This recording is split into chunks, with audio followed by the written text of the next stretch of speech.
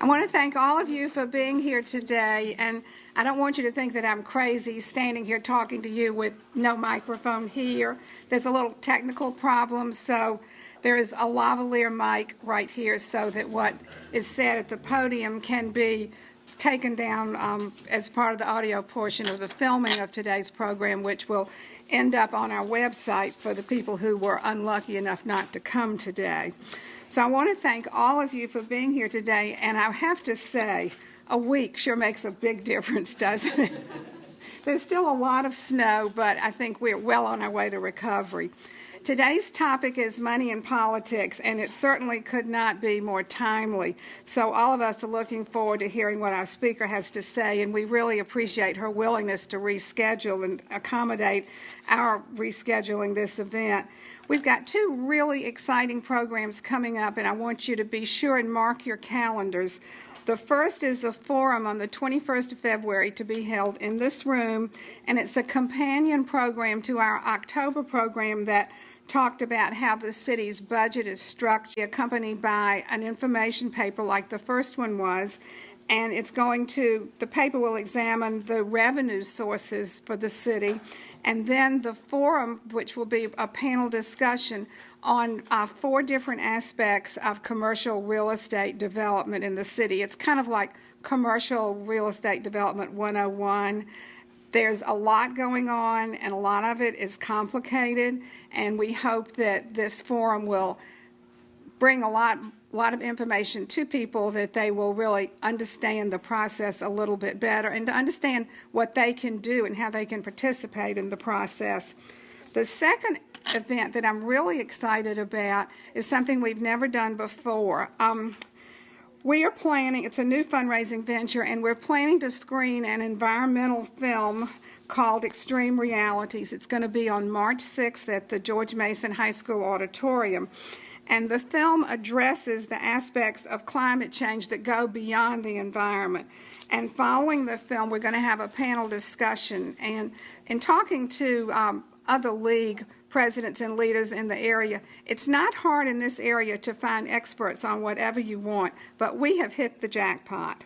The moderator is going to be Dick Meserve, longtime league member, who is president emeritus of the Carnegie Institution for Science. That's for a starter.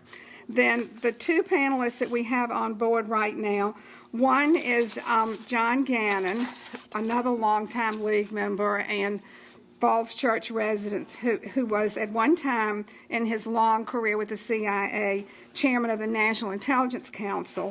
When he retired, he became president of Bay Systems Intelligence and Security Sector, and he's currently an adjunct professor in the Security Studies program at Georgetown University. And as I said, our panelists are very well qualified to discuss various aspects of climate change.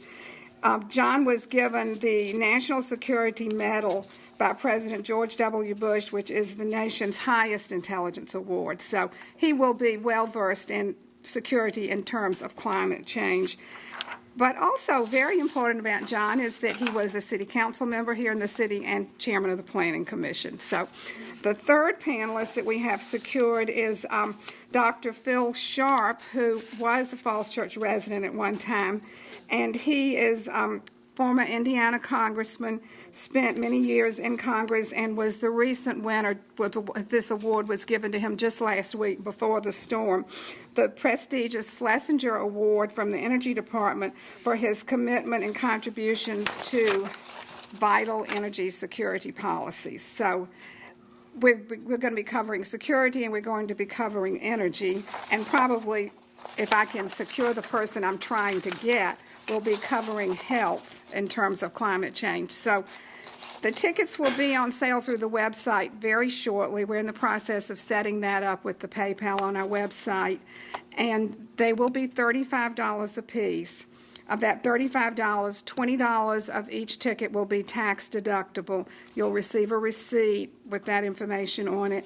And we need the support of league members and the community to help us continue to bring things like this forum today and to cover expenses of our voter's guide, which is printed and distributed by the news press. So we've got things that we do that are important. but it costs money to do those things, and as a nonprofit, the money is always a little short, and we have to stretch out what we can do. So I'm hoping that all of you will respond and purchase tickets and encourage your friends. So at this point, yes? Are you contacting other leagues to let them know? Oh, yes. We have a wide circle of publicity on this. So we'll be trying to connect with other leagues and other environmental organizations through VPIS and anybody that we can reach out to, political organizations, civic organizations. We hope to have a big crowd because we have the George Mason Auditorium. So I hope that you'll put this event on your calendar and help us continue the work that we've been doing to help with our financial obligations. So I'm going to turn the mic over now to Bob Crow, who's going to talk to you a little bit about the agenda for today and introduce our speaker. And thank you all for coming.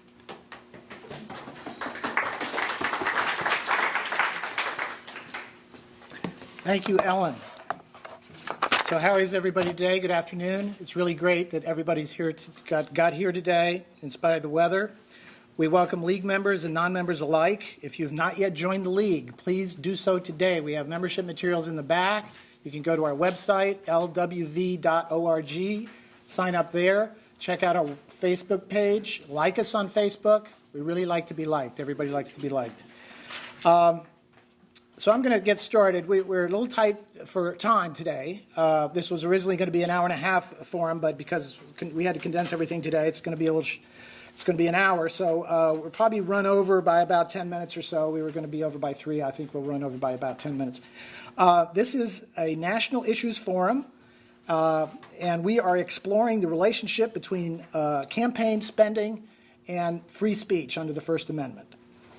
The agenda for today will go something like this. I'll take a few minutes to introduce the topic. Then I'll introduce our keynote, Tara Malloy.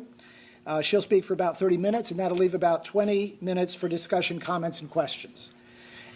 At the end of the forum, which will be maybe around 3:10 or so, will be followed immediately by our League Money and Politics Update Consensus meeting. Our speaker, hopefully, will be available for a little while after this to take some questions individually afterwards, additional questions, if we don't get them all answered within the time limit.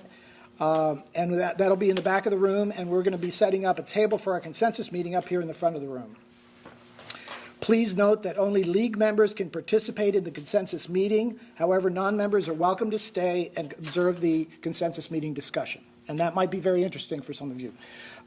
So let me set the stage before I introduce our speaker.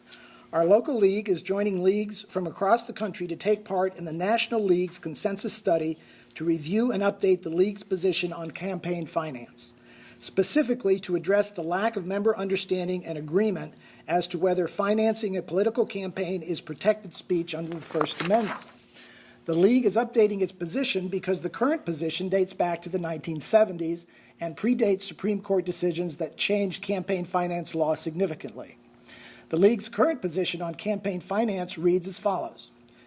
Quote, the League of Women Voters of the United States believes that the methods of financing political campaigns should ensure the public's right to know, combat corruption and undue influence, enable candidates to compete more equitably for public office, and allow maximum citizen participation in the political process, end quote.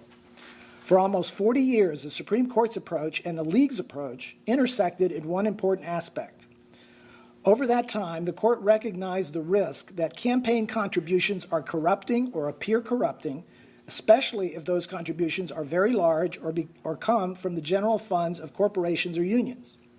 Historically, the League has been able to argue successfully through litigation and through legislative action that contribution limits and the exclusion of corporations from participating directly in the political process should be upheld. That changed with Citizens United decision. The court drastically extended its views on free speech under the First Amendment, and it entirely discounted the danger of any undue influence other than quid pro quo corruption. So here are 4 questions to help guide our discussion today. Under the Supreme Court's current rulings, are we destined to allow money spent on elections to corrupt our office holders and candidates in the name of free speech? These Supreme Court rulings notwithstanding, can we regulate spending in election campaigns without trampling free speech under the First Amendment? And is the governmental interest in preventing actual or apparent corruption sufficient to justify limits on a form of speech, namely campaign spending? Faced with these questions, what are our options for reforming our campaign finance system? This is what we're going to talk about today with the help of our speaker, Tara Malloy. Tara Malloy is Executive Director of the Campaign Legal Center. The Campaign Legal Center is a nonpartisan, nonprofit organization that defends and protects our democracy in the areas of campaign finance, voting rights, political communication, and government ethics. It works to attack laws and regulations that undermine our fundamental rights of all Americans to participate in the political process and to defend laws that protect these interests. Tara Malloy litigates a wide range of campaign finance election law cases in state and federal court and has experience in campaign finance, lobbying, and congressional ethics issues. She has spoken at conferences and events nationwide on election law and has appeared as a legal expert on various news programs including MSNBC, PBS, and NPR.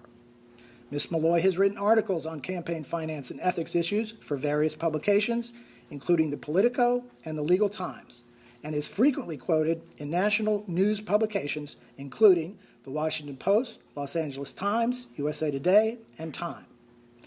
She also has extensive experience in practical campaign finance enforcement, having served as an associate counsel at the New York City Campaign Finance Board prior to joining the Campaign Legal Center.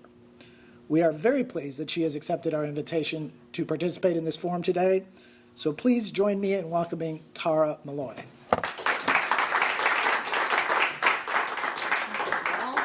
just going to set up here a little bit. Have to get my coffee. All right. Let me get the most important thing for a lawyer is a clock. So I just don't keep talking and talking and talking.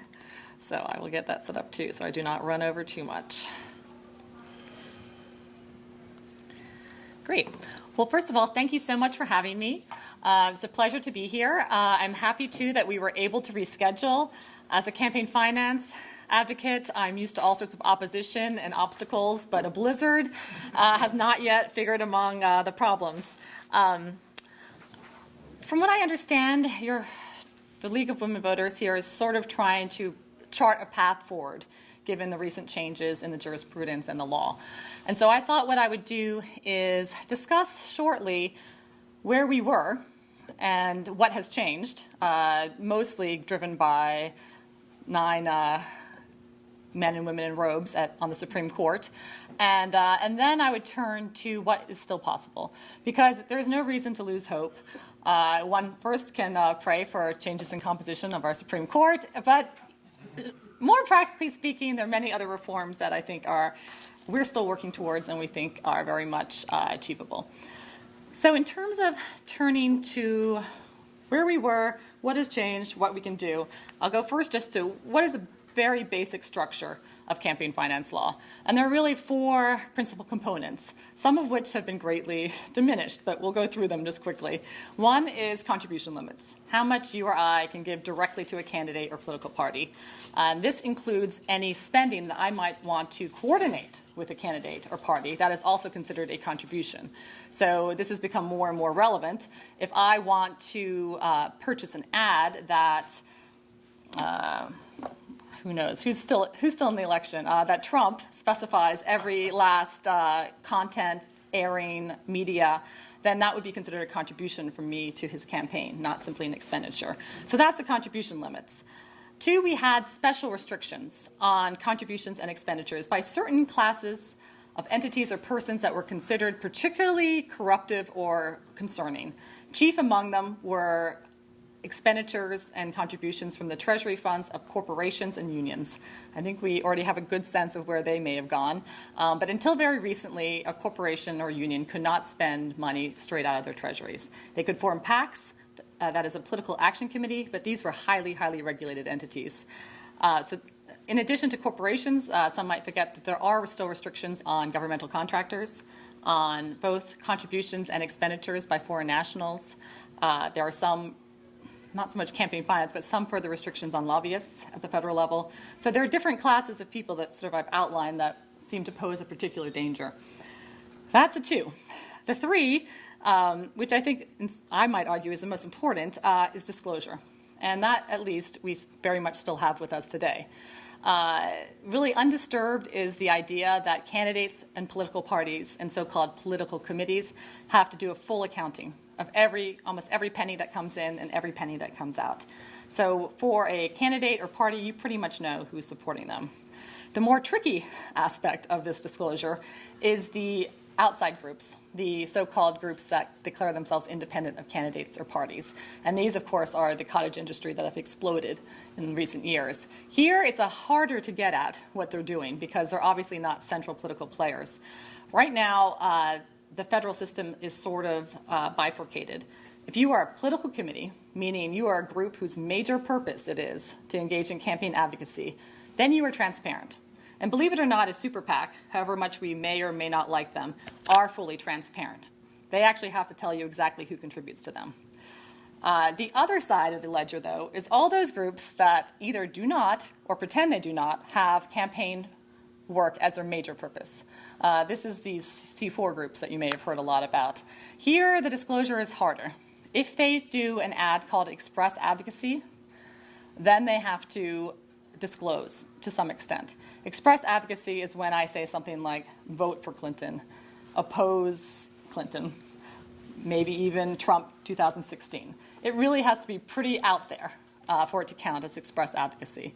The other type of ad that is still subject to disclosure is what's called an electioneering communication. I can't even get my jargon right. This is what some people like to refer to as issue ads, though I think that they're far from an issue ad. This is an ad that runs 30 days before a primary election, 60 days before a general election, references a specific candidate, and is targeted to the relevant electorate. So it's not just like you're running an ad in Montana about someone in Connecticut. It's basically what looks like a campaign ad.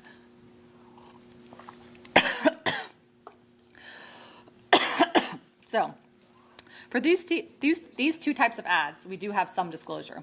If, however, Americans for Prosperity runs an ad 31 days before a primary election and talks about how terrible a candidate is, but doesn't actually say vote for or vote against, thank you, then we're out of luck.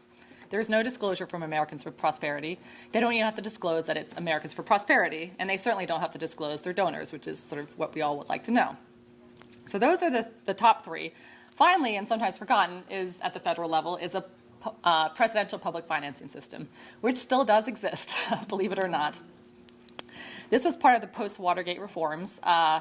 It created a matching fund system for the primary.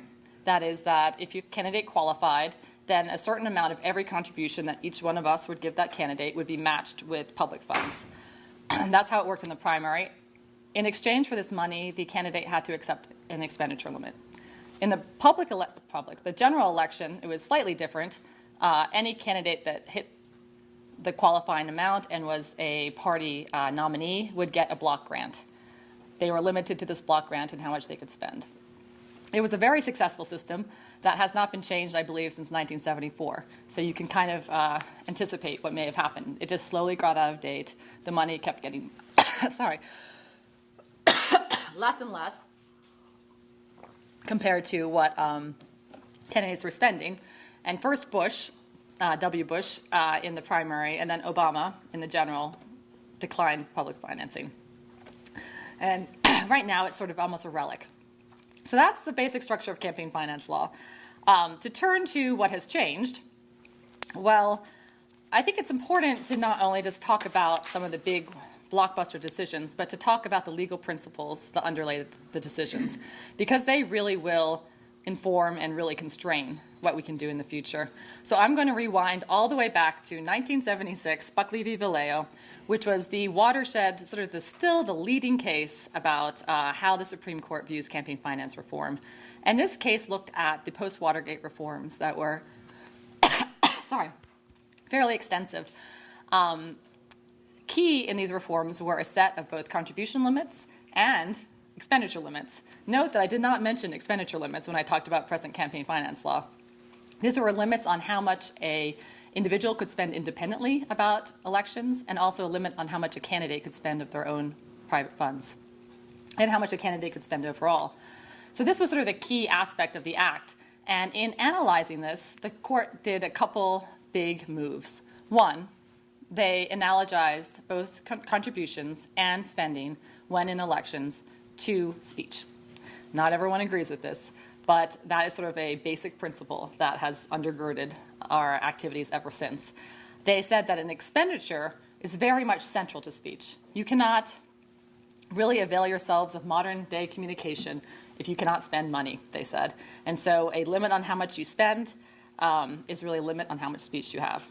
Again, you can agree or disagree. A contribution, on the other hand, they said, implicated First Amendment principles, but wasn't quite as central because you're not really speaking yourself. You are giving your money to Bob, and Bob, the candidate, decides that he wants to spend it on talking about global warming. So really, you're speaking by proxy. You're not actually speaking yourself. And what's more, the Supreme Court, at least in Buckley, said, does it really matter how much you give Bob? You're just showing your support. It's a symbolic gesture.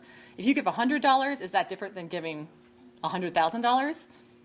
You're still just showing you support them in both instances. So they said as long as the contribution limit is high enough to allow a candidate to really amass enough money to get their message out, then that is going to sort of suffice. And when they looked at the governmental interests, they were pretty limited. As already mentioned, the only real governmental interest they found that would be conceivable to justify either expenditure limits or contribution limits was this anti-corruption interest, the desire to prevent political corruption or the appearance of corruption. And they, quote, the primary interest served by the Act is the prevention of corruption and the appearance of corruption spawned by the real or imagined coercive influence of large financial contributions on candidates' positions and on their actions if elected to office. So that's kind of been the governmental purpose of campaign finance ever since. Again, whether or not you think that should be the central purpose. They said, again, this makes a lot of sense in the context of contribution limits. We can imagine that if you give a lot to a candidate, he will buy some sort of influence. They said this seems less relevant for expenditures because, and we'll get to another principle they articulated, insofar as those expenditures are independent of that candidate or that political party, we don't think that they're going to wield very much influence over that candidate. They said, look, you could spend $100,000 on an ad campaign that the candidate hated, and theoretically, at least, if it was independent, they would have no control over that ad campaign, and maybe they wouldn't be remotely beholden to you. They might hate you. That was a theory, at least. I will note, though, that the Buckley Court did say that the independent advocacy restrained by this law does not presently appear to pose dangers of real or apparent corruption. They didn't completely close it off. They just said, look, it seems okay to us right now. So that was how they conceived of the interests behind contribution limits and rejected it vis-a-vis expenditure limits. One other aspect of Buckley that still stays with us today is their apparent rejection of what is known as the equality interest. The government had also said, yes, of course we don't want our elected officials corrupted, but another concern is that everybody has a voice because an election is about political equality. We all have one vote. We all are equal in an election. Surely our ability to discuss and advocate in connection to elections should be somewhat equal as well, or at least the biggest spenders should not be able to drown out or distort the debate. Here, however, the Supreme Court seemed very reluctant to endorse this idea. They said the concept that government may restrict the speech of some elements of our society in order to enhance the relative voice of others is wholly foreign to the First Amendment. So this is their idea. And again, this is sort of a principle that has been, unfortunately, with us ever since. On the upside, Buckley was quite supportive of disclosure, another aspect of the post-Watergate reforms that was an important element of the law.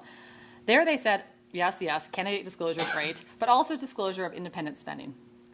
They said that there were several interests served, not just an anti-corruption interest, which may or may not be relevant to the independent spending sphere, but it's just informational. They said if you're going to have a functioning democracy, you need a well-informed electorate.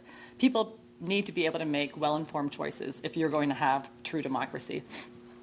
And they more or less upheld all the disclosure requirements that were set in place by the post-Watergate reforms. Finally, in Buckley, also important, they upheld the presidential public financing system that was part of the package. And there was two main principles that they set forth for public financing. One, it had to be voluntary. Part of public financing was that you accept restrictions that may be unconstitutional if imposed involuntarily. And the big one was that in exchange for public financing, you had to agree to an expenditure limit. So that was a way of limiting your spending altogether. The second sort of principle that the Supreme Court articulated is that it couldn't really penalize those candidates that chose not to participate in public financing. It couldn't sort of coerce people into participating. So there had to be what I think they called a bundle of benefits and burdens. You took on some burdens, you had expenditure limit, and you got some benefits. You got public financing. But you couldn't create a system that was so overwhelmingly positive that you would basically lose if you chose not to be publicly financed. So those were all the principles that Buckley articulated. And again, as I say, still very much guide us today. The anti-corruption interest is still the principal interest that justifies campaign finance reform. And I will say that following Buckley, what happened is, if anything, the interest was broadened and broadened and broadened. So it didn't really seem like we were only concerned with quid pro quos, that is, almost bribery. We were concerned with any sort of influence or access that you could purchase with a large contribution. And in McConnell, the court looked at the McCain-Feingold Act, whose chief reform was very, very stringent limits on how much money could go to the party committees. The idea being that the party just becomes a conduit for those who may want to finance the coffers of their favorite candidates. And there, the Supreme Court looked at a lot of contribution limits that weren't so directly just blocking money going to candidates. And they said, again, that it wasn't just quid pro quo arrangements, that we recognize a concern not confined to bribery of public officials, but extending to the broader threat from politicians too compliant with the wishes of large contributors. And that was sort of the high water mark. And that's where we were, say, in 2007. I won't go through all the case law. I'm just going to skip right to what has changed, and that, I think, is the decision we've all been waiting for, Citizens United, 2010. There were opening forays before Citizens United where the Roberts Court, the court as it's currently constituted, indicated some skepticism. But Citizens United is when all this skepticism really came to fruition. So Citizens United looked at the corporate spending restriction, not the corporate contribution restriction. That is still very much in place. A corporation still cannot give directly to a candidate or political party. They were looking at how much, whether or not a corporation could spend independently on express advocacy or electioneering communications. And as we all know, they struck down that prohibition, which had been on the books since 1947, I believe, almost 75 years or so. And in so doing, they reversed an earlier decision, Austin in 1990. And although they didn't say so, they seemed to tweak or twist some of the earlier principles we discussed. First, they said, okay, you're targeting corporations. We sort of declare that you cannot target speakers based upon their identity or based upon their corporate identity, even though up until this point, as I said, there had been many targeted restrictions based upon groups that may pose a particular danger of corruption. So this was a new principle, that apparently we can no longer discriminate on the basis of one's corporate identity. Second, they said independent spending is not corruptive. Well, you say, didn't they say this in Buckley? Well, they did. But in Buckley, they kind of sort of did loosey-goosey, we don't think that there's any problem here. In Citizens United, they almost ruled as what we say a matter of law. That is, that we just declare, facts or no facts, that if an expenditure is independent, it will not corrupt and it will not worsen public confidence in government. Just sort of declared it as a legal principle. And that's what we're working with now. Finally, the Supreme Court looked at corruption because they had to, of course, assess whether the corporate contribution restriction did or did not further the government's interest in preventing corruption. And in so discussing the question, they seemed to narrow what corruption was. It wasn't the McConnell idea that any purchase of access or influence, insofar as it seemed to allow preferential treatment of big donors, was problematic. Instead, they really just narrowed it to quid pro quos. And, they had some pretty astounding language. They said, favoritism and influence are not avoidable in representative politics. It is the nature of elected representative to favor certain policies, and by necessary corollary, to favor the voters and contributors who support these policies. They're saying that almost it's natural for a candidate or political party to favor its big donors. And provided that there's not a bribe or something close to a bribe, we just think this is the nature of representational politics. We could go on and on about that decision, but I'm going to keep moving along, right? Because unfortunately it didn't stop there. So we have Citizens United open the floodgates of corporate spending, independent spending. We move now to a case in the Court of Appeals of the Washington, D.C., and this is called the Speech Now decision, which in some ways was even more influential, although it's somewhat less known. Here the question was, okay, we're not talking about a corporation, we're talking about a group. Up until this point, if you were a political committee, that is, your major purpose was campaigning, you could only accept limited contributions. You could spend as much as you wanted, but you had to accept limited contributions. So if you were doing Tara PAC, I'd have to accept contributions of only $5,000. The idea being that Tara PAC shouldn't be just a conduit for a big spender to pump money into elections, even if it's spending independently. In Speech Now, however, the plaintiffs there said, look, we're a group. We promise we will not coordinate with a candidate. We will not give to a candidate. We're going to be 110% independent. What possible justification do you have after Citizens United for limiting how much we can raise? We want to go to Soros and say, give us $20 billion. Why shouldn't we? We're going to be independent. And unfortunately, the court agreed. That is the D.C. Circuit. And they said, yeah, Citizens United said that independent spending wasn't corruptive, so I guess go ahead, ask the Koch brothers for $20 billion. And, it probably comes as no surprise that that's exactly what happened. And we had the rise of the super PAC. So sometimes there's a little bit of inaccuracy. Citizens United didn't create the super PAC, but it created the legal framework that allowed it to blossom. So we had Speech Now, and we have the rise of the super PACs. It didn't end there. We then moved to McCutcheon, which was a challenge to the aggregate contribution limits that limits how much you or I, until very recently, could give overall to all candidates and all political party committees. The idea being that you may be limited to $5,200 per candidate, but if you can give $5,200 to every single candidate in your entire party, 468, let's say, in the general election, that seems like you might buy quite a lot of face time with your favorite representatives, presidents, etc. What's more, if you can give to every single state political party committee, every single federal political party committee, that's another $1 million. So the idea is that, yes, you're only giving so much to each individual bank account, but if you're giving, I don't know what the total was, $2.5 million altogether, we still think that's very problematic. And that restriction was upheld in Buckley. In McCutcheon, however, in 2014, the Supreme Court disagreed and more or less just flatly overruled Buckley. And they said, we think that the base contribution limits are enough. That is, if you're limited in how much you can give to each bank account, the fact that you can give $2.5 million to everyone in your political party somehow just doesn't faze us. And the concern that you articulate about circumvention, that is that you might try to route the money through all these bank accounts to Clinton or Sanders, let's say, we also think is, fantastic, hysterical, unrealistic, something like that, that these circumvention schemes would never happen.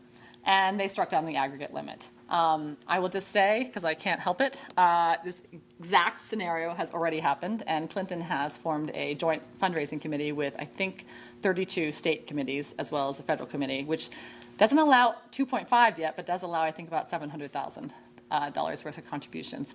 I'm not trying to pick on her. All the candidates do not have clean hands in this election. Maybe Sanders, we can discuss that. So it's already happened, but putting that aside, in so ruling, the Supreme Court also further narrowed the conception of corruption, which is so important to support all campaign finance law. And they said, government regulation may not target the general gratitude a candidate may feel towards those who support him or his allies. Ingratiation and access are not corruption, news to us. And then it says, I don't have the quote here, but they said something to the fact that it's natural for government to be responsive to for a candidate to be responsive to its big donors. So that's McCutcheon. That's pretty much as bad as it is, so that's where we are. I will point out a further decision about public financing, and that's the Arizona Free Enterprise decision that looked at the Arizona Public Financing Program. This was a state program, a very generous, well-thought-out program that basically gave candidates block grants once they showed enough support.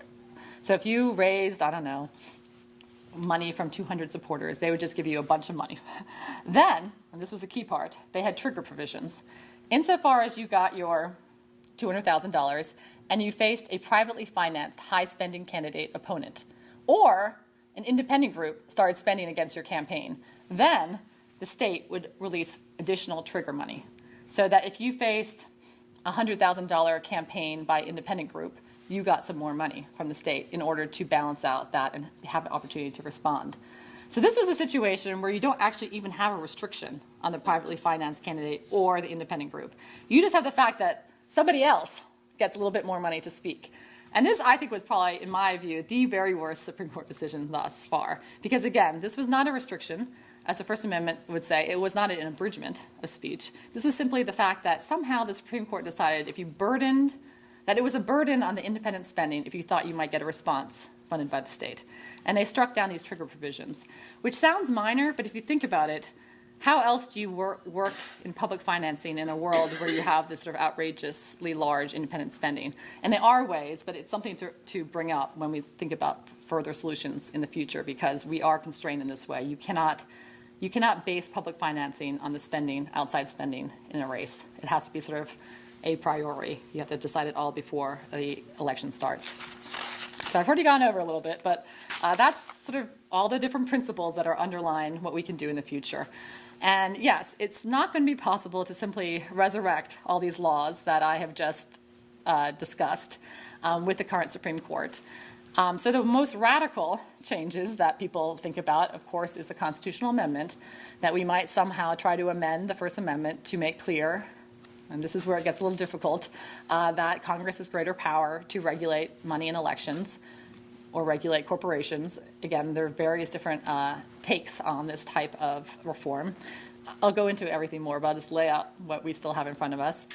The other sort of more radical change would be just to push to change the composition of the court. I don't mean any judge stacking. I just mean that some reform groups are considering whether or not to make sort of a campaign finance litmus test, sort of an aspect of their advocacy, that there are various interests that people have for what type of jurisprudence they want from a new Supreme Court nominee, and should campaign finance be one of them, that we should be pushing that. So those are kind of the really change the whole ball game changes. In terms of what we can achieve still within the system, public financing is still very relevant. We are constrained to some extent by this Arizona Free Enterprise decision, but there are many different structures that are still possible, and I can discuss them in a second. There are also still possible are contribution limits. Now, McCutcheon was a blow. It struck down a federal contribution limit, but it was a specific aggregate limit. I think there's still interest in more targeted limits, looking at contractors, looking at lobbyists, looking at foreign-owned corporations, which are still now able to do quite a bit in elections, that when you can articulate a particular corruption concern, that there may be more leeway to operate. There's also been another way of looking at it. There's been corporate governance measures, where instead of just doing campaign finance law, you start looking at how the SEC and looking at whether they can require greater disclosure or other actions from publicly traded corporations.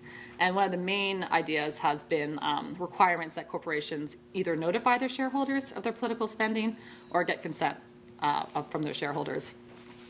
And finally, on the far side of the spectrum, we have disclosure. One thing I did not mention was that despite all the wreckage that was created by Citizens United, the court did a full-throated endorsement of a disclosure, 8-1 actually, with only Thomas dissenting. And they upheld the independent spending disclosure that was also attacked in Citizens United, which was the electioneering communications disclosure, so the furthest out there.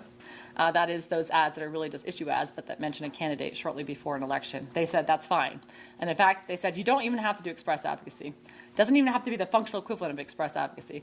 Basically, if you can tie an ad to an election, our presumption is that it's probably constitutional to require disclosure in connection to that ad. So disclosure is very much fertile ground for reform groups and something that we're seeing a lot of movement on, particularly in the states, not so much at the federal level. So I don't know if there's particular interest in any of these reforms, or I can just start going through each one. I'll probably maybe start with... Yeah, I'll probably start with disclosure because that's where I think there's a lot of room. And also, it's a key interest, not only because, yes, we like transparency, but to build a record to justify further restrictions, we need to know what's going on. You can't just say, geez, we would like to limit lobbyists to only $200 contributions. You have to show that there's been some sort of abuse going on, and for that you need disclosure. So what happened in the disclosure area? Because you say, oh, well, you tell me Citizens United was pro-disclosure, and yet why are there all these dark money ads? Why do we have no disclosure right now? And I think it was a weakness in the laws following Citizens United, not anything done by the court itself. Corporations were free now to spend money.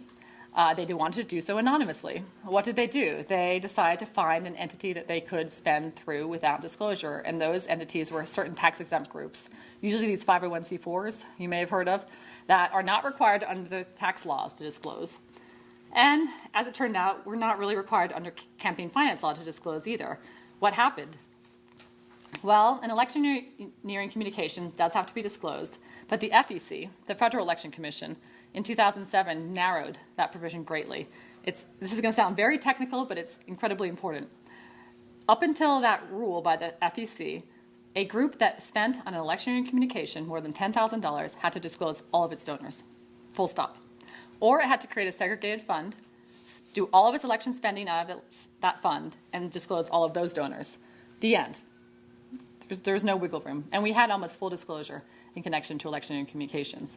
In 2007, because of some early Supreme Court skirmishes, the FEC decided that for corporations and unions who are allowed to do a little bit of electioneering communications, they would require the disclosure of only those donors who, quote, gave for the purpose of furthering the ad. They then said only those donors that specifically designate their contribution as for an ad have to be disclosed. I guess we all surmise very quickly what this FEC did not, which is that, guess what? No donors to sophisticated groups so designate their money. They know what Crossroads GPS is doing. They give $2 million. Nothing gets disclosed. So we went from almost complete disclosure, and I had a presentation which I couldn't get up, but this is almost graphic enough to see. We had no dark money, 2008, 2010, 2012, we have just exponential. The only reason it goes down in 2014 is it's a midterm. I'm sure 2016 will be up here. So yeah, probably graphic enough to see, unfortunately. So the reforms post-Citizens United at both the state and federal level has been attacking this deficit of disclosure. This idea that you get reporting of the group, but not the actual donors to the group. So what do we get? We get Americans for Prosperity, Crossroads GPS, Americans for Tax Reform, usually Americans for this, Americans for that, Americans for Apple Pie, and that is all we know of who is financing these ads. And without being able to penetrate to the donors, you just don't know. It could be Big Pharma, it could be the Girl Scouts, unlikely but possible. You don't know who's funding Americans for Apple Pie. And that's why a lot of focus has been on this part. And you probably are aware of the Disclose Act that was introduced in Congress several times. They were just going to say, they're trying to resurrect the old system, but they were even going to broaden the ads that were subject to disclosure. If you recall, I said there was a 30-day window and a 60-day window for an election in communications. What that bill wanted to do at one point, very ambitious, is to extend it to every ad that ran during a presidential election year that mentioned a president. So that basically from January onward, actually before whatever the first primary was, 2 months, so that all of 2016, any ad that mentioned a federal candidate for president would be subject to disclosure, not only of Americans for America, but of all its donors. That, although it passed the House, ran into a filibuster twice in the Senate and has not gone anywhere. And I think the verdict of advocates is that it seems very difficult right now. As again, probably people are aware, it's become a very partisan issue. For many decades, Republicans and Democrats supported disclosure. But right now, we're almost on a party line vote where there's just a handful of Republicans that will support disclosure, at least at the federal level. States, however, are kind of taking over the game. There's less sort of partisan divides. There have been various states, let's think California, Montana, Minnesota. Various states have basically created systems which make it very hard for dark money groups to operate darkly. That is, they basically require any group that wants to do a certain type of election spending to disclose all their donors. Whether or not they require a special bank account or a political committee, this is areas where I think it's very fertile because the difficulty is political, is passing these laws. The difficulty is not constitutional generally. The Supreme Court is very supportive of disclosure, provided that you don't go too out there, and we can discuss what the parameters may be. This is something that we can attack. And so, I mean, I do think that it's quite achievable, at least at the state levels, to sort of really cut down on the dark money. And at the federal level, it's really only political. Sorry, go on. Is the state then only for elections in that state? Or Yes. It doesn't cover federal elections? That's exactly what the problem is. And so although reform advocates are turning more and more to the states, it's going to be a patchwork. And to some extent, we don't see it as a solution. We see it as more a laboratory for incubating the type of reforms that we're going to want to see at the state level. And I will say that a final problem is not simply the fact that a corporation or a wealthy individual chooses a 501c4 group, is that they that's sort of like stage one of the problem. Stage two is these daisy chains, which you may have started to hear about, where you don't just have, I'm a billionaire, Tara giving $1 billion to Americans for America. Instead, I'm much more clever. I give it to Americans for Peace, and then Americans for Peace give it to Americans for Competition. Americans for Competition gives it to Americans for Reform. Americans for Reform gives it to Americans for America. And we have a chain of 4 groups that we have to trace the money through. And that is just a very tricky thing to attack. And the Disclose Act does have a mechanism which I think would be successful, but it's untested. That part, you know, how much disclosure you can require to trace all the way back is something that the Supreme Court has not looked at. And I'm hopeful that it will be upheld, but it's still not 100% certain. So that's... move quickly. That is the disclosure. I can, of course, talk more about it. In terms of targeted contribution restrictions, I will just point out that there's been 2 recent cases that went up to the Supreme Court. There was a decision challenging various features of Hawaii's campaign finance law. One of those provisions was a very broad restriction on contributions from governmental contractors. Similarly, there was a case challenging the federal restriction on contributions from governmental contractors. That is, if Boeing gets a big contract from the government, they're not allowed to then contribute to the representatives and senators and what have you, with the idea being that they shouldn't be able to buy their contracts. This, too, went up to the Supreme Court on what's called a petition for certiorari, both these cases, where the court does not have to take the decision. So it didn't really decide anything, but in both cases, the Supreme Court in the last couple of months has declined to take on these challenges. So at least one can assume that there's not a huge appetite in the court yet to strike down these types of laws. So that the idea is that if you have a group that you think you can really articulate a reason for why they might be particularly corruptive, such as a governmental contractor, then there may be some chance for success in terms of defending that type of law in court. Another group that some folks have been targeting, and which I think is pretty salient, is lobbyists. In California and South Carolina, for instance, elected officials may not accept contributions from lobbyists registered to lobby their particular office. So far, these type of restrictions, again, have been upheld. I'm sure you could get to a point where they get too far out there, but again, as long as you can articulate why you think, in particular, a lobbyist or a contractor or whoever else really lies at the nexus of influence trading, then there's a good basis for a fairly restrictive law on their spending or contributing. I won't go into too far in that. The public financing has been quite successful at the state level, too.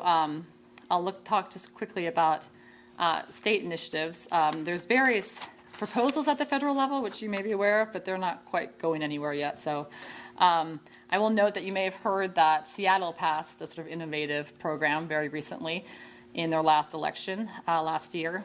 More than 60% of Seattle voters passed the so-called Honest Elections Democracy Voucher Program. This is sort of public financing from another angle. As opposed to just sort of creating an entire state system, what you do here is you give each Seattle voter $100 in the form of 4 $25 vouchers. It's basically just money for the purposes of the public financing program. You can only spend it on candidates, but you don't have to go through the process where you have to contribute to a candidate in order to get it matched. That is, you have to have money in your pocket to begin with. Nor is it a tax rebate system where you, again, need money in your pocket, you give to a candidate and might get it back in the tax season. Instead, the idea is they want to empower everyone to be able to contribute in the get-go, so that it's money going into your pocket in the first place in the form of a voucher, that everybody will have an equal shot to give at least $100.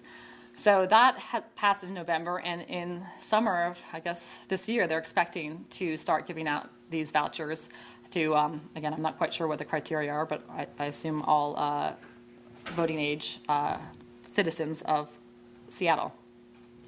And again, the candidates that then choose to accept these vouchers operate under a voluntary system of slightly more restrained campaigning. They have to not take any funds from PACs, have to engage in greater transparency. They also have to adhere to strict spending caps, with some modification for when they face outside spending. So it's sort of a public financing system that's really powered by the people. I think that everyone's very excited about it, particularly since maybe there is ways of transcending the partisan divide on this, because it seems less like a state program and more very much money going back to the voters that they can then use to spend really on any qualified candidate that they want. So everyone's watching that with some eagerness. I will note that there are various, gosh, I'm really going over. I'll just finish on here. At the federal level, there are various attempts. I think one of the easiest things would be the presidential public financing system. It's still there. It's just so antiquated that it's not operational anymore. But there was an act or a bill proposed by Price and Van Hollen that would basically just, pump more money into the system, as opposed to a one-to-one match for how much a candidate would get for every donation they get from a private citizen in the primary. It would move to a 6-to-1 match. I can't remember what the threshold was. I think $175, but times 6. So suddenly everybody is potentially a $1,000 donor to that candidate. And you could amass the type of money that could actually be competitive in today's world. So again, I think that's a one to watch a little bit. Not that I think politically there's support, but it is easy. The program is already there. It just needs to be updated to make it viable in today's world. And I'll just end. I swear I'll end. Oh, go on. Yes, please. I really want to hear what you have to say about strengthening the FEC. Yeah, okay, I would love to. It's just terribly weak. Yeah. I wasn't even going to get to that because I thought it was too inside baseball, but I forget where I am. I'm inside the Beltway. Sorry. And And I have one just going back. Has there ever been any approach, when you're talking about the daisy chain, to look at any of this under money laundering laws? yes. Okay. I'll go first to your question, then move on to the FEC, since that's a whole world onto its own. So the daisy chain. Right now, even if there is donor disclosure, for instance, the super PACs disclose fully, they would probably just report that Americans for Tomorrow gave them $50,000 and it would end there. There has been some effort to move some of this activity under a provision existing in campaign finance law that prohibits contributions, quote, in the name of another, unquote. And here, it's been longstanding that I cannot just give my dad money and have him contribute in a way to foul up the contribution limits. So I can give $5,200 to Sanders, and I give him $5,200 so that he can contribute to Sanders, but basically I'm just contributing through somebody else. And this is relevant even when it's just for independent groups, because you're still defeating disclosure. So when it's been a blatant attempt to circuit money through one of these groups, then this provision has sort of been activated. And the example I'll give you, you may have heard of, is the, what was it called? It was a LLC that was created that gave $1 million to the super PAC that was supporting Romney a couple elections, when he ran. When was that? 2012. And there, a Bain Capital buddy created this LLC. It had no activity whatsoever. It wasn't pre-existing. He routed $1 million through that to Restore Our Future, which was the super PAC supporting Romney, and that's all that showed up. That was so blatant that actually my group, the Campaign Legal Center, filed a complaint with the FEC saying that, look, this isn't even a daisy chain. This is just an attempt to defraud the FEC of the disclosure that is required. And although the FEC, this will tie into the next question, has yet to do anything with our complaint, it was apparently sufficiently scary that, I forget his name, but the Bain Capital friend came forward about a week later and said, oh, okay, fine, sorry, I just messed up, it was me the whole time. And Romney then said something like, no harm, no foul, we're all happy now. and it was sort of brushed under the rug. But I mean, so there are these attempts to do this very blatant type of evasion of disclosure, and there, yeah, the money laundering laws sort of have come to play. But it is hard when you're talking about these webs of nonprofits that have some legitimate business, are interrelated, have overlapping boards. You know, it's not that they're just created for the purpose of money laundering, but they seem to do it. But when they have sort of multiple hats, that it's much harder, and why Disclose and some of the state laws have been really working very hard to create somewhat complicated schemes to try to track the daisy chain. But to turn now to the FEC, which has yet to do anything on a couple of our complaints, all related to this, even though they seem pretty straightforward. The FEC has really been a problem almost since its inception. The not very funny joke among reform advocates is that it's the only perfect agency in Washington because it does exactly what it was designed to do, which is nothing. You know, some people like to call it the failure to enforce commission, so on and so forth. The levity never ends, but really it's been a problem from the beginning. And there is a bill right now to change the composition of and structure of the FEC. We'll note that there's two structural issues with the FEC above and beyond some of the other problems. One is that it's evenly split. It says that there's 6 commissioners. There can be no more than 3 commissioners from any party. So what it turns out is that you more or less have 3 Republican allied and 3 Democrat allied commissioners, and they split 3-3 all the time. Not so much on partisan grounds, but on ideological grounds.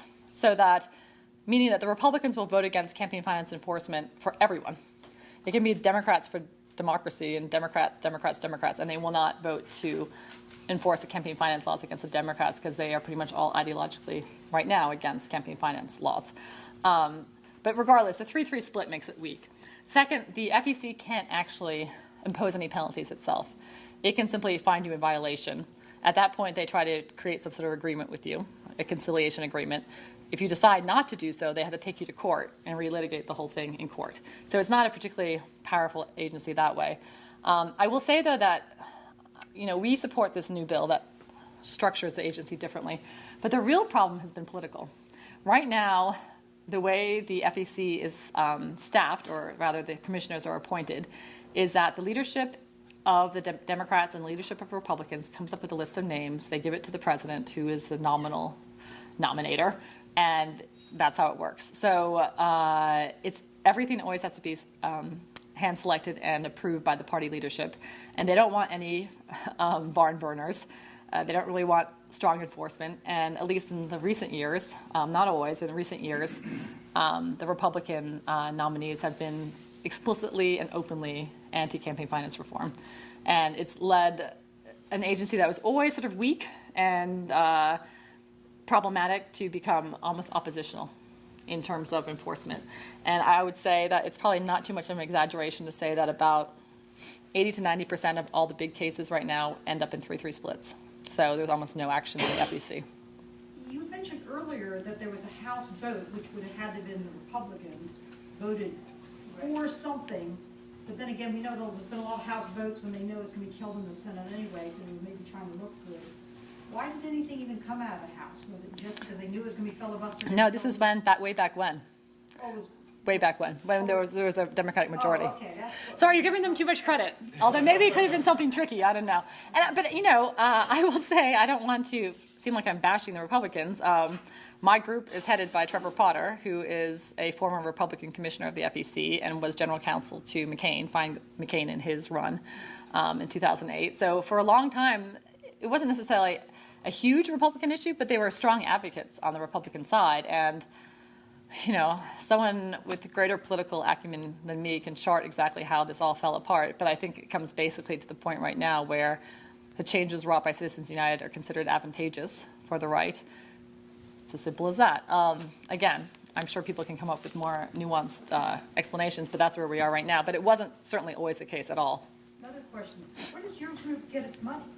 We get our money from foundations, and we are 100% transparent. So if you'd like to know where we get our money, it is all on our website. We get some private donations, but sadly, from our point of view, they're fairly a minimal part of our funding. And Right now, we very much operate on a bipartisan basis, and we're a C3, so we don't really intervene in elections. We don't run ads. The only thing we do really that touches upon candidates is that we file complaints pretty much across the board. We've filed complaints about almost every candidate because they've all done some screwy stuff in this election. That's probably as close as we'll come to actually interacting with candidates. Trevor Potter was Stephen Colbert's guy. That's right. I should have said his main claim to fame is that he is a star alumnus of the Colbert Report. He was his lawyer in creating a super PAC, which was really probably still the best explainer to the American public about what has happened to our campaign finance system following Citizens United. Wait, did you? Oh, there's lots. Go ahead. Are there there's no limits on how much an individual can spend, like Trump says he's paying for everything himself? Right, and see, we can't blame everything on Citizens United. That was a feature ever since Buckley. That they said limits on how much a candidate could spend or how much even you or I could spend independently was just not sufficiently justified by the anti-corruption interest. Again, the theory that I can't corrupt you if I spend independently. Trump can't corrupt himself, at least the theory is, and that's been his calling card, right? That I'm the greatest campaign finance warrior ever, not because I'm going to do anything, but because I'm so rich that no one can buy me. That's sort of the be-all, end-all for him. So, but that's been a feature ever since Buckley, which is why some people, when they think about a new jurisprudence, are more ambitious than even just a constitutional amendment reversing Citizens United. They want a jurisprudence that really starts looking at the questions of, is the equality interest a good one? Is this legitimate? Should we have the Supreme Court reconsider this? Putting that aside, is independent spending really not corruptive? Every single common sense vote would indicate that it is. Even more basic, money and speech. There may be a connection between spending money and the exercise of the First Amendment, but one is not tantamount to the other in the eyes of a lot. So there is a thought that even beyond Citizens United, there may be parts of Buckley that people want to rethink when we're talking about 20-year plans or 30-year plans for the future. Sorry, you've been. The Seattle initiative, is that for local election? Yes. Again, and that is the drawback, of course, for working at the state and local level, that you're talking about just elections of a locality or a state. But again, that's where there is impetus and the political will to move forward. So, Except if they made it, if it were broader than that, I could see people selling their voucher. well, that's one thing that people want to know. There are various forms for public financing, even after the Supreme Court took a hack at one. And, a lot of advocates still like the matching fund system, where you do have a state system, and you have a candidate just operating and raising money from all of us, and then they just have to report the contribution, verify it, and they get money from the state. So, there are other systems, and we'll just have to see how the voucher system works out. I can only hope and expect that Seattle is going to be very aware of any problems with fraud. And I will say that I worked many years at the New York City Campaign Finance Board, which has one of the longest, most long-standing municipal public matching fund systems. And yeah, there was fraud. That's why I was hired. There was a team of lawyers, and I always said that I became most pessimistic about politicians then, because I only saw all the violators, because the lawyers were the ones bringing all the court cases, trying to collect money or, even criminal charges, and all the good candidates were sort of in another section of the campaign finance board. So that's always going to come with the territory, but I fully expect that Seattle anticipates that we're going to take as many measures as possible to avoid that. Yeah. Okay. In a few minutes, we're going to be meeting our consensus meeting. We're going to have to be dealing with the questions of free speech and what can we do with regard to the free speech problem. As long as there's unlimited spending allowed, even for independent expenditures, because that's free speech under the First Amendment, it seems to me we're stuck. It seems to me that we're stuck with a corrupt system, and the only reason we have to accept corruption because we have to protect our the free speech rights of these people. That's a bad situation, right? Yeah. So Yes. So some of the questions we're going to be dealing with in our consensus questions are forgetting about what the Supreme Court says about money is speech. What can we restrict without trampling our free speech rights? Right. Well, we sort of went through them. First, in terms of radical reforms, you can just try to change the playing field. Constitutional amendment, slowly waiting and pushing for change. But a constitutional amendment that could say it's okay Right. to restrict spending in elections.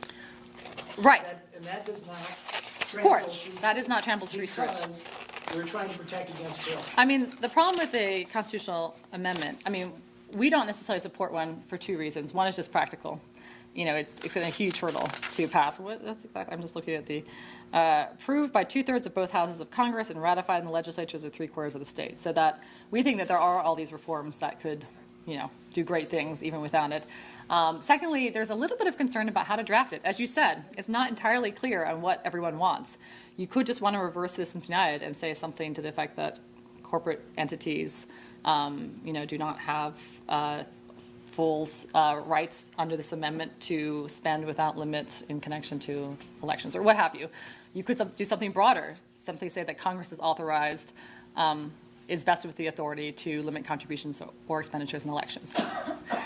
There seems to be a wide range of what people want out of a constitutional amendment, and it's difficult. It's very difficult for everyone to agree. And secondly, it's unclear how the Supreme Court would eventually interpret it. We are still stuck with the gatekeeper, right? So we could come up with the best, tightest, most beautifully articulated amendment, but we are still subject to the whims or reasoning of the 9 justices. I'm just going to argue a little Yeah, no, bit. absolutely. If the constitutional amendment was properly, you know, was you took a lot of care Yeah. in how it was worded, yeah, the Supreme Court is still going to interpret that because there's going to be challenges to people acting under that new amendment. But if it's worded right and says, money, let's just for the, you know, money is not speech under the First Amendment of the Constitution. In other words, doesn't that hold more sway than Yeah, well, just you know, and this is a matter of debate. So I will say that I'm slightly more bullish on the constitutional amendment than many of my colleagues on this point. Practically speaking, it's still very difficult. But That's why we're here. no, yeah, somehow you divine that. I mean, they fear, and I don't think it's unreasonable, that you are going to always be subject to justices, at least right now, that are going to try their best to undermine what you come up with. And yes, it might not be where we are right now, but it'll be far from the perfect democracy that the framers this time envisioned. I do think that even these justices, if they had the type of mandate of a constitutional amendment, would be a little afraid to completely undo it. That doesn't mean that they would do it all right, but yeah, I mean, I find it somewhat hard to believe that even, well, maybe not all, but let's say Roberts, for instance, would be willing to completely ignore a constitutional amendment. That said, you know, it's practically hard to do. It's difficult for everyone to decide. And again, you're still subject to the Supreme Court. So in my view, it's not to discourage it, but to say that it's just, it has to be seen as only one tool or one pursuit among many right now. And again, you know, in some ways, the easiest and hardest thing is just a change of one justice. That doesn't mean that we just get to rewind everything. It doesn't mean that we'd have to have a concerted campaign to get the cases before the new Supreme Court and create the arguments to chip back at all the bad decisions. But there would be a huge change, perhaps, with a new justice. So, yeah, I mean, that's my view. That I'm not as negative as some on the constitutional amendment in terms of how effective it would be before the Supreme Court. But I'm not sure it's 100% either. I think there's a lot that could be done under existing laws Right. from everything that you said. And, you know, I mean, we'll get into this, but that's why I think giving FEC some teeth Yeah. and making them do stuff Yeah. and that kind of stuff. And, you know, one thing actually I did not mention that's very important, but again, seems technical, is this coordination issue. Okay, the Supreme Court says that independent spending is not corruptive. We may agree or disagree. But let us at least make sure this spending is independent. As we all know, these super PACs are almost operating cheek to jowl with the candidates they support. People say things like, my super PAC, you know, on the campaign trail. They're staffed often with former associates of the candidate. They often actually get employees from the candidate. Sometimes the super PAC employees go to the campaign. In another FEC move, they've allowed the candidate to fundraise at their own super PAC for money, so that if I'm a candidate, Tara, I go to, they can't call it Tara PAC, but let's make us great, even greater. I can go to all their fundraisers and raise money, and yet they are still considered independent. That, again, was the FEC elaboration. So, I mean, there is an effort, and there's been bills passed to really make independent. Because while I do think that a $20 million ad campaign will always buy you influence over a candidate, and I disagree with the Supreme Court's basic principle, That said, if it was truly independent, I think the super PAC might have a hard time getting the $20 million because it's usually only once they get the blessing of the candidate they support, or they are a Karl Rove operation like Crossroads GPS that has the kind of imprimatur of Karl Rove and the Republican Party. It's only then that they really pull in the huge donors. So, I mean, there is a way, I think, not of eliminating them and not even eliminating the abuse, but there are ways of at least cabining how much damage the super PAC can do by making them at least truly independent, which, at least in theory, the Supreme Court supports. You talked about restructuring the evidence. Yeah. I don't think you came up with, how do you truly get independent people Right. appointed to the evidence? Well, the way that, and I don't know, the way that the bills have conceived of it is that they want the selection process to kind of work like some state courts do, where you have a blue ribbon panel that creates a slate of nominees, and then the president picks among them. Now, I don't know if it would be constitutional if that was mandatory, but even if it was just a structure in place so that, let's say all of you guys were on the panel, and you are empowered by statute to create a slate of what you consider blue ribbon candidates, it would at least be very embarrassing and difficult for the president not to pick anyone from your slate. So that's one way of trying to wrest the entire decision-making away from the party leadership. Again, though, that is a real crux of the issue. And one reason, if I go back to my earlier experience in New York, why that board was considered fairly zealous on the issue of campaign finance was simply that their commissioners were chosen by the mayor and city council for that were supposed to be strong advocates. And that was a tradition started, and it's, once you start having strong advocates, it's harder to chip back, and it's a cultural thing. And so it is difficult, even no matter what reform, to change that. The lead papers say nice things about the new head of the FEC, Ruth, or something like Yeah. that. She's Her name is escaping me. She was the commissioner of the Fair Political Practices Commission in California, which is a much more assertive, strong advocate and enforcer of campaign finance law. I don't know why her name is escaping me. By all reports, though, once her chair is over and she kind of closes out, she's headed back to California, because I think she's been the one that's really been sounding the alarm in the press that I think she called it dysfunctional, that this is a dysfunctional agency. But then she's also working on the disclosure. Right. And she was hoping to find some common ground, but not that much, And apparently. they have a $67 million budget. That's Yeah. nothing. Right. Well, I think that all of us, as always with these forums, have learned a lot today. And I know that Tara has No been problem. involved in some very high-powered presentations and forums. But I want to present to you Oh, wonderful. a handmade mug No, that's from beautiful. Falls Church. And if you wanted to frame this, here's our flyer. Thank you. Well, I will say I have gotten mugs on occasion, but this is the most beautiful mug I have ever gotten from a talk before. But thank you Well, very much. Made by a Falls Church artist. Wonderful. With the recommendation that you wash it by hand. Okay. That's okay. That's all good. Thank you very much.